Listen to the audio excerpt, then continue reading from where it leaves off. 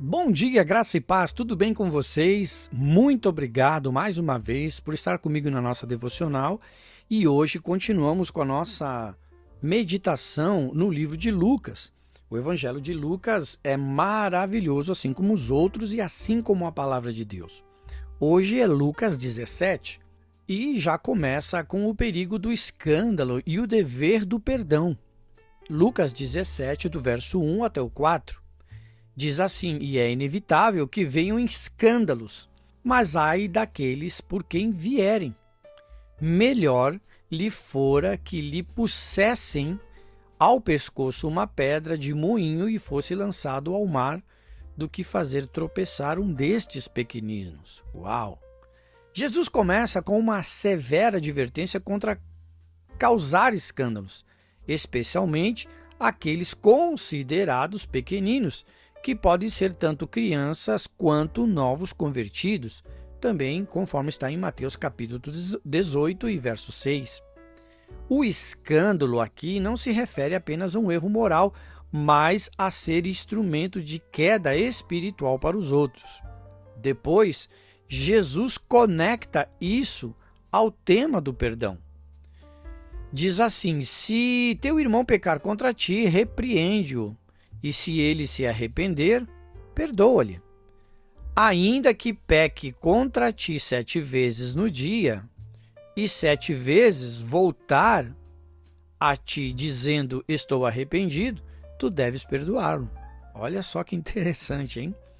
Esse ensino ecoa em Mateus capítulo 18, verso 21 e verso 22, onde Pedro pergunta se deve perdoar até 7 vezes, e Jesus responde 70 vezes 7.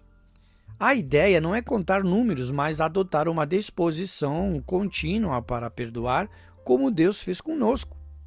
E a referência que eu quero deixar com você é Efésios capítulo 4, verso 32 e Colossenses capítulo 13, verso 13. O segundo ponto importante de Lucas 17 é a fé como um grão de mostarda. Todo mundo conhece essa passagem. Os discípulos, diante de um chamado tão radical ao perdoar, pedem aumento da sua fé. E Jesus responde: se tiverdes fé como um grão de mostarda, direis a este monte: arranca-te e planta-te no mar, e ele vos obedecerá. Nossa, profundo isso, né, pessoal? A resposta de Jesus não trata tanto da quantidade da fé, mas da qualidade dela, uma fé verdadeira, mesmo que pequena e poderosa, porque está fundamentada em Deus, no Todo-Poderoso. Também temos uma referência em Marcos capítulo 11, verso 22 ao 24, e em Mateus capítulo 17 e verso 20. A fé genuína ativa o poder de Deus no impossível. O terceiro ponto de Lucas 17 é o servo inútil. Lucas 17, do verso 7 ao verso 10. Aqui Jesus dá uma parábola que pode parecer dura. Diz assim: quando tiverdes feito tudo o que vos foi mandado, dizei: somos servos inúteis, porque fizemos apenas o que devíamos fazer. Jesus nos ensina sobre humildade no serviço. Mesmo quando obedecemos plenamente, não devemos nos gloriar como se Deus nos devesse algo. Paulo ecoa isso em 1 Coríntios capítulo 4 e verso 7, que diz: que tens tu que não tenhas recebido? E se o recebeste, por que te glorias como se não o tivesse recebido? Essa é uma correção ao legalismo e à mentalidade meritocrática. Deus não nos deve nada, tudo é de graça, conforme Efésios capítulo 2, verso 8 e 9. E o quarto ponto desse capítulo é interessante: a cura dos 10 leprosos e a gratidão. Jesus cura 10 leprosos, mas apenas um, e ainda por cima, um samaritano, retorna para agradecer. Eu estou rindo, pessoal, porque um samaritano, não era bem visto na época, Hoje ainda existe esse preconceito, mas é bem menor do que na época. Então a palavra de Deus diz lá em Lucas 17, do verso 11 ao 19, diz assim: Não foram 10 os que foram curados? Onde estão os outros 9? Levanta-te e vai, a tua fé te salvou. Esse episódio ressalta a ingratidão humana e o destaque da fé salvadora. Os outros 9 foram curados fisicamente, mas o samaritano foi curado e salvo espiritualmente. Sua gratidão e expressão de uma fé mais profunda, como vemos no Salmo 103, verso 2, que diz: Bendiz, ó minha alma, ao Senhor, e não te esqueça de nenhum dos seus benefícios. Aleluia! Essa cena também ecoa o tema da inclusão dos gentios no reino, algo constante em Lucas. O samaritano, um estrangeiro, representa o coração que agrada a Deus. Também tem uma referência que eu quero deixar para você em João capítulo 4 e verso 23. O quinto tema importante nesse capítulo 17 de Lucas é o reino de Deus e a vinda do Filho do Homem. Está a partir do verso 20 ao verso 37. E diz assim a palavra do Senhor: O reino de Deus não vem com aparência exterior, o reino de Deus está entre vós. Aqui Jesus quebra as expectativas dos fariseus. Eles esperavam um reino político e visível, mas Jesus declara que o reino é espiritual, presente e interno. Está entre vós, ou dentro de vós, conforme algumas traduções. Porque o rei já está presente, o próprio Cristo. Jesus então muda o foco para a vinda futura do Filho do Homem.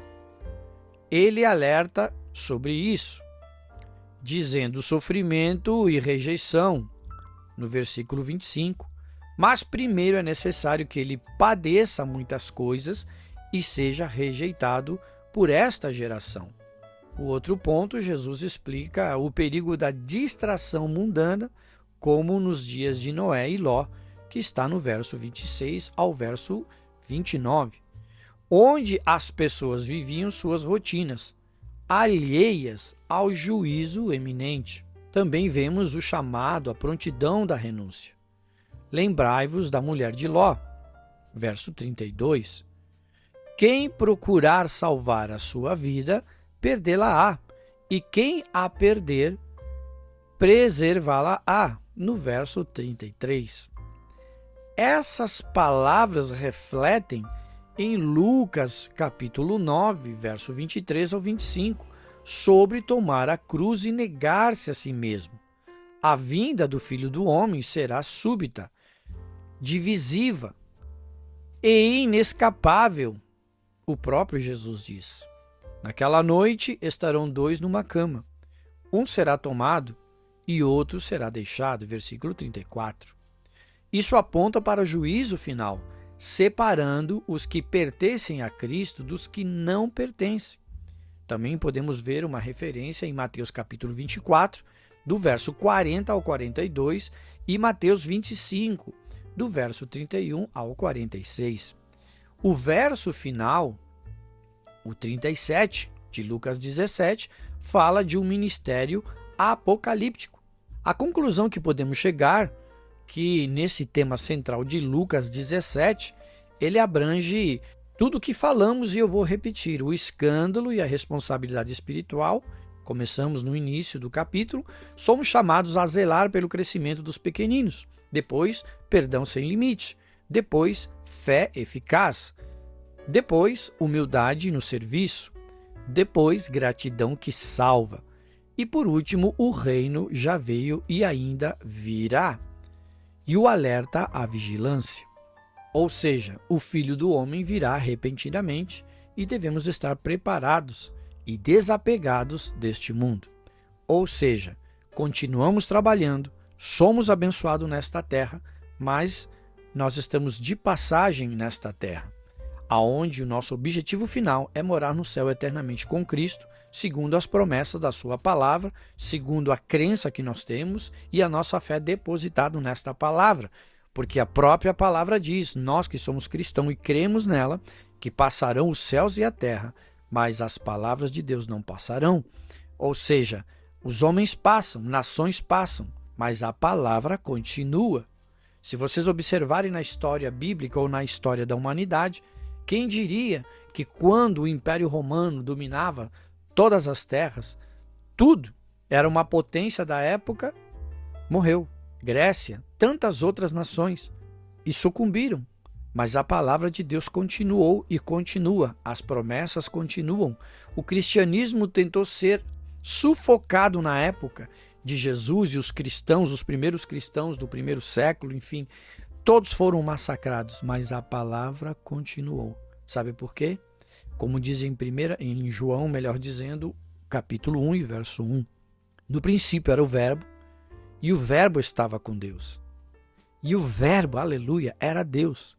E todas as coisas foram feitas por ele. Ou seja, encerro dizendo que muitas pessoas, até o dia de hoje, esperneiam e falam e bravejam, irritadíssimos, dizendo que Jesus não existe, que Deus não existe, mas pode fazer o que for. A palavra continua sendo a mesma e aquele que crê nessa palavra, no Pai, no Filho, no Espírito Santo, sempre serão vencedores em todas as áreas da sua vida. É uma pena para aqueles que não crerem, que não obedecem, estão apenas andando no mundo e fazendo conforme as suas mentes. Mas a conclusão que chegamos é que a palavra de Deus não volta vazia e se você crer, você será abençoado. Vamos orar? Pai nosso que estais no céu, santificado seja o teu nome. Venha a nós o teu reino. Seja feita a tua vontade, assim na terra como no céu. O pão nosso de cada dia nos dai hoje. E perdoa as nossas ofensas, assim como nós perdoamos aqueles que nos têm ofendido. E não nos deixes cair em tentação, mas livra-nos do mal, porque o teu é o reino, o poder e a glória para todos sempre. Querido Pai, te agradecemos por esta devocional, pela tua palavra e pelo teu ensinamento. Aqueles que creem continuam sendo abençoados. E eu te peço que aqueles que ainda não têm a capacidade de crer e não acreditar na tua palavra, que estas pessoas possam crer em ti, colocar as suas vidas nas tuas mãos e comer o melhor desta terra. Nós declaramos as tuas bênçãos sobre as nossas vidas e sobre a vida de todos, sobre a nossa casa, sobre a nossa família, o nosso trabalho e os nossos projetos. Colocamos tudo nas tuas mãos porque o Senhor está no controle de tudo. Te agradecemos e declaramos estas palavras, esta oração, em nome do Pai, do Filho e do Espírito Santo de Deus, em nome de Jesus Cristo. Amém, amém e amém. Deus te abençoe e até a nossa próxima devocional.